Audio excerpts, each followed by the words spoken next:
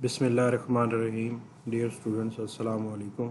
बेटा, आज हमारा second lecture chapter number 13 characteristics of sound के बारे में आज डिस्कस करते हैं।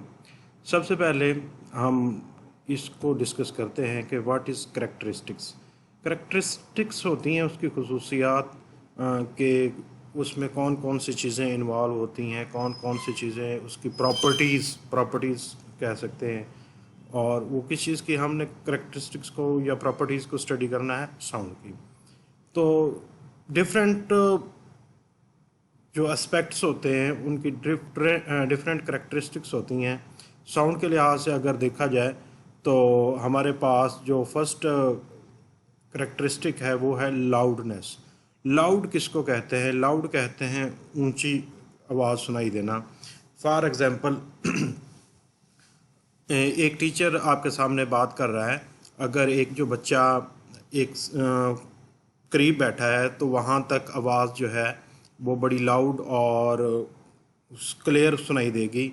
और अगर वही एक बच्चा जो एंड पे बैठा हो और टीचर से काफ़ी दूर हो, टीचर की आवाज़ ज़्यादा ऊंची ना हो, तो मे बी वो ज़्यादा लाउड ना सुनाई दे। तो ये लाउडनेस क्या कहते हैं कि उसका एम्पलीट्यूड या जो आपकी आवाज़ आ रही है वो कितनी ऊंची है, कितनी क्लैरिटी के साथ सुनाई दे रही है। तो, तो सबसे पहले हम लाउडनेस को डिफ़ाइन करते हैं। Loudness is the property of sound that allows us to differentiate between loud and faint sound. कि ऊंची और मध्यम आवाज़ के दरमियान जो हम डिफ्रेंशिएट करते हैं, ये प्रॉपर्टी हमें कौन बताता है? लाउडनेस बताती है। For example, when we speaking with friends, our voice is soft, but while addressing a large audience, आप किसी के सामने बात कर रहे हैं, क्लासरूम में आप प्रेजेंटेशन दे रहे हैं, ठीक है, या आप लेसन लर्न कर रहे हैं, रीडिंग कर रहे हैं क्लास के सामने, तो तब क्या होगा? आपकी आवाज़ ज़्यादा लाउडर होगी। We speak louder. The loudness of the sound depends upon several factors which influence how we perceive its intensity. Some these factors are discussed below. तो तीन मेजर फैक्टर्स है। एक amplitude of the vibrating body है। जितना आप ज़ोर से बोलेंगे, जितना ज़्यादा ज़ोर लगा के बोलेंगे, उसका एम्पलीट्यूड बढ़ेगा। या आप ऐसे समझ लें कि आपने किसी चीज़ को हिट करना है, आप ज़्यादा फोर्स से हिट करेंगे, वो ज़्यादा वाइब्रेट करेगा, तो उसका एम्पलीट्यूड भी ज़्यादा होगा और ज़्यादा आवाज़ सुनाई देगी। The loudness of the sound depends upon the amplitude of the vibrating object. तो ये loudness amplitude of vibrating object पे डिपेंड करती है। वो plug the string of the guitar with more force. आप गिटार की स्ट्रिंग्स को क्या है, ज़्यादा फोर्स के साथ जब प्रेस करते हैं, उसको खींचते हैं, तो the vibration will have greater amplitude, producing louder sound. Likewise, stringing a drum harder causes its membrane to vibrate more intensively, resulting a louder noise. तो जितना ज़्यादा आप किसी भी ड्रम को स्ट्राइक करेंगे तो उससे क्या है, लाउडर आवाज़ पैदा होगी। दूसरी एग्जांपल मैं देता हूँ एरिया ऑफ वाइब्रेटिंग बॉडी के लिहाज से, कि आप डिफरेंट फंक्शंस पे, शादी फंक्शंस पे आप ने ढोल को भी देखा होगा और छोटी ढोलकी को भी आप लोगों ने देखा हुआ है। तो जो ढोलकी होती है और ढोल में डिफरेंस ये होता है कि एक का क्रॉस सेक्शनल एरिया जिस पे आप हिट कर रहे होते हैं उसका क्रॉस सेक्शनल एरिया कम होता है, और अगर बात करें ढोल की, ठीक है, तो उसका क्रॉस सेक्शनल एरिया ज़्यादा होता है। फिर इफ़ेक्ट क्या होता है कि जिसका क्रॉस सेक्शनल एरिया कम है उससे प्रोड्यूस होने वाली आवाज़ भी कम होती है, और अगर जिसका क्रॉस सेक्शनल एरिया ज़्यादा होगा तो उससे पैदा होने वाली आवाज़ भी ज़्यादा होती है। मींस के जितना ज़्यादा एरिया होगा उतनी ज़्यादा आवाज़ या लाउडनेस होगी। तो the loudness of sound is also influenced by the size of vibrating surface. A large drum produces a louder sound than the smaller one because its greater surface area allows more air to vibrate. Similarly, striking a tuning fork along creates a faint sound. अगर tuning Fock की बात करें तो वो बिल्कुल मध्यम आवाज़ होती है, but placing it on the solid surface like a bench amplifies the sound. This demonstrates the large vibrating area increase the loudness while a small area produce the weaker sound. और थर्ड इसका जो हमारे पास है factor वो है distance, कि जहाँ पे ये आवाज़ पैदा हो रही है और लिसनर जो सुन रहा है उसके दरमियान डिस्टेंस कितना है। अगर डिस्टेंस कम होगा तो आवाज़ ज़्यादा बुलंदी से पहुँचेगी, क्लियर आवाज़ पहुँचेगी, और अगर डिस्टेंस ज़्यादा होगा तो आवाज़ जो है वो मध्यम हो जाएगी और उतनी क्लैरिटी के साथ सुनाई नहीं देगी। मींस कि जितना ज़्यादा डिस्टेंस होगा उतनी लाउडनेस कम हो जाएगी। इसका इन्वर्स रिलेशन होता है। The loudness of the sound decrease with the distance between the vibrating source and increase and listener increases. तो जितना डिस्टेंस बढ़ता जाएगा तो उतनी जो है साउंड कम होती जाएगी। This occur because the amplitude of sound wave diminished with the distance. Additionally the perception of the loudness varies based upon the listener hearing ability. A person with sensitive ears perceives sound as louder as compared to someone with the hearing impairment. तो बाज़ दफ़ा हर इंसान की एक अपनी ability होती है, किसी को कम सुनाई देता है और कोई थोड़ी सी आवाज़, मध्यम आवाज़ को भी क्लैरिटी के साथ सुन लेता है। तो ये जो है डिपेंड करता है लिसनर की हेयरिंग एबिलिटी पे। However there is a physical characteristics of the sound that remains independent of listener hearing ability. This is known as the intensity of sound. This is measurable quantity and does not rely on human perception. उसके बाद हमारे पास ये थी first characteristic जो हमने study की है, वो है लाउडनेस। उसके बाद हम जो दूसरी यहाँ पे इसकी करेक्टरिस्टिक स्टडी करते हैं साउंड की, वो है पिच। पिच एक्चुअल में शार्पनेस को कहते हैं कि आवाज़ कितनी शरील है या ग्रेव है। ठीक है, ये डिपेंड करती है फ्रीक्वेंसी पे, number of vibrations per second. The pitch is the characteristic sound that allows to differentiate between a shrill and deep sound. तो ये क्या है, एक शरील बारीक और एक डीप जो ग्रेव भारी आवाज़ है उसके दरमियान डिफ्रेंशिएट करने के लिए हम इस्तेमाल करते हैं।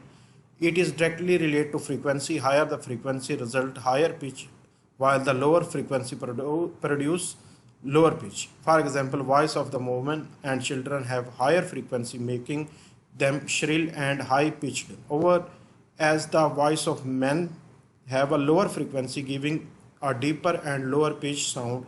The relationship between pitch and frequency represents, तो ये है हमारे पास कि अगर फ्रीक्वेंसी कम होगी तो लो पिच होगी, और अगर हाई फ्रीक्वेंसी होगी, वेव्स करीब करीब होंगी, तो उसकी हाई पिच होगी। उसके बाद है क्वालिटी। क्वालिटी रिप्रेजेंट करती है कि अगर दो आवाज़ें हैं, वो एक जैसी हैं, उनका एम्पलीट्यूड भी सेम है, उनकी पिच भी सेम है, लेकिन उनके दरमियान स्लाइटली डिफरेंस है, उनकी वेव के अंदर स्लाइटली डिफरेंस है, तो वो रिप्रेजेंट करती है quality of sound. The quality of sound allows us to differentiate between two sounds having the same loudness and pitch. उनकी लाउडनेस और पिच सेम है, लेकिन फिर भी हम उनको डिफ्रेंशिएट करते हैं। ये करेक्टरिस्टिक्स इसको कहते हैं quality of sound.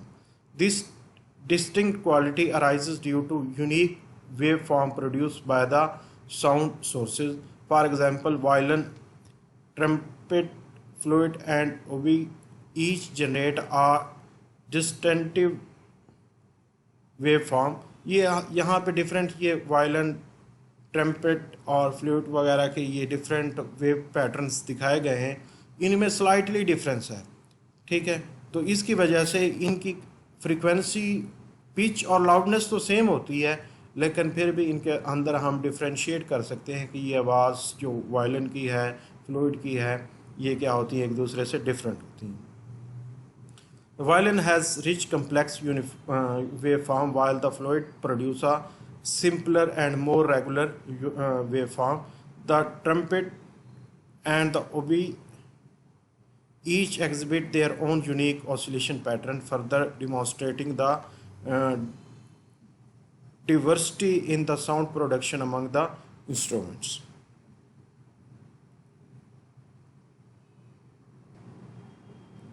The shapes of these waveforms when displayed in the oscilloscope usually represents the timbre of the each instrument. These differences in the waveform structure are key to understanding how different sound sources can produce sound waves with varying qualities, dissipate having the same pitch and the loudness. उसके बाद यहाँ पे दो definitions हैं next paragraph में, musical sound and noise. Musical sound इसको किस तरह से डिफाइन कर सकते हैं? The sound which have pleasant effect to our ear, such sounds are called musical sound. In our daily life we hear sounds of different qualities. Musical instruments like the guitar, violin, recorder and drum produce sound with the controlled pitch and the quality which are pleasant to hear. Such sounds are called musical sounds. ठीक है, तो यहाँ से आप इसको define कर सकते हैं. ये जो 1.5 लाइन है, ठीक है, तो ये रिप्रेजेंट करती है म्यूजिकल साउंड को. हाउएवर सम साउंड्स जो है वो क्या करती हैं, like traffic noise, door slamming and machinery are rushes and unpleasant. These are classified as a noise. Noise results from irregular. अच्छा, ये उसके करेक्टरिस्टिक्स हैं, करेक्टरिस्टिक्स ऑफ नॉइस. तो अगर पूछी जाए तो ये लास्ट लाइन जो है ये आप रिप्रेजेंट करेंगे. Noise results from irregular and sudden vibration and is consider a form of pollution that effects both human and animals. अच्छा, नॉइज़ के कुछ इफ़ेक्ट्स होते हैं, उसमें मेन जो है वो इग्रेशन है, हाइपरटेंशन है, डिस्टर्बेंस है, हेयरिंग लॉस है, लैक ऑफ कंसंट्रेशन है. ये सारे जो है इफ़ेक्ट्स ऑफ नॉइज़ पोल्यूशन है. Excessive noise from the industry machinery, vehicle horns, alarms and the construction work can lead to stress, lack of concentration, hearing loss, sleep disturbance, aggression and hypertension. ये सारे effects हैं noise pollution के, कि अगर noise pollution होगी, noise होगी, तो इससे ये मसाइल पैदा हो सकते हैं. तो ये भी अलहदा से शॉर्ट क्वेश्चन पूछा जा सकता है, what are the effects of the noise pollution. तो इसमें ये 6-7 जो है ये बताए गए हैं, जिसमें स्ट्रेस है, लैक ऑफ कंसंट्रेशन है, हेयरिंग लॉस है, स्लीप डिस्टर्बेंस है, एग्रेशन एंड हाइपरटेंशन है. अच्छा, ये जो फिर मसाइल पैदा होते हैं नॉइज़ पोल्यूशन से, तो नॉइज़ पोल्यूशन को कंट्रोल किस तरह से किया जाता है और कौन सी लिमिट्स हैं जिसके अंदर हम आवाज़ को कहते हैं कि जी ये हमारे लिए सेफ़ है. The recommended safe noise level is 85 to 90 decibel for the maximum of the 8 hours work day. कि आप दिन में 85 से 90 डेसिबल तक की आवाज़ को बर्दाश्त कर सकते हैं, जो कि हमारे लिए सेफ़ है. अगर इससे ज़्यादा अगर वैल्यू होगी तो वो ज़्यादा प्रॉब्लम्स क्रिएट करेगी. Noise pollution can be reduce by using quieter eco friendly machinery. Quieter के जिसकी आवाज़ ना हो और जो इन्वायरमेंट पे ज़्यादा इफ़ेक्ट ना करे, यानी कि बिल्कुल इकोनॉमिकल फ्रेंडली जो है. इको कहते हैं हमारा माहौल, इकोसिस्टम से है. इको फ्रेंडली मींस के माहौल के मुताबिक मशीनरी होता है. इंस्टॉलिंग साउंड बैरियर्स को, साउंड को कंट्रोल करने के लिए कुछ बैरियर्स इंस्टॉल किए जाएं. हेयरिंग प्रोटेक्शन डिवाइसेस, ऐसी डिवाइसेस लगाई जाए कानों में कि अगर ज़्यादा आवाज़ है तो वो उनको कंट्रोल या ऑब्जॉर्व किया जा सके. ट्री प्लांटेशन, दरख्त लगाने से भी जो नॉइज़ पोल्यूशन है इसको कंट्रोल किया जा सकता है. By controlling noise pollution we can create healthier environment. तो इससे हम एक सेहतमंद माहौल पैदा कर सकते हैं. तो ये जो है डिफरेंट शॉर्ट क्वेश्चंस हैं, जिसमें ये एंड पे ये 3 डिफरेंट शॉर्ट क्वेश्चंस हैं. What is difference between musical sound and noise. इसके दरमियान हम डिफरेंस हमें आना चाहिए कि म्यूज़िकल साउंड ऐसा ऐसी आवाज़ है जो हमें भली लगती है, अच्छी लगती है, जो सुन के हम बोर नहीं होते। और नॉइज़ ऐसी आवाज़ है जो सुनने से डिफरेंट किस्म की, यानी कि अनप्लीजेंट और जो है सडन एंड हार्श जो वॉइसेस हैं, ये जो है हमारे, हम उनको क्या कहते हैं, क्लासिफाइड एज अ नॉइज़। और ये क्या होती है, इरेगुलर और सडन वाइब्रेशंस होती हैं। और नॉइज़ पोल्यूशन के ये 6 बताए गए हैं इफ़ेक्ट्स, और उसको कंट्रोल किस तरह से किया जा सकता है और उसका सेफ़ लेवल कौन सा है। तो ये चीज़ें शॉर्ट क्वेश्चंस के लिए आप लोगों ने याद रखनी है। मिलते हैं नेक्स्ट लेक्चर में, तब तक के लिए अल्लाह हाफ़िज़।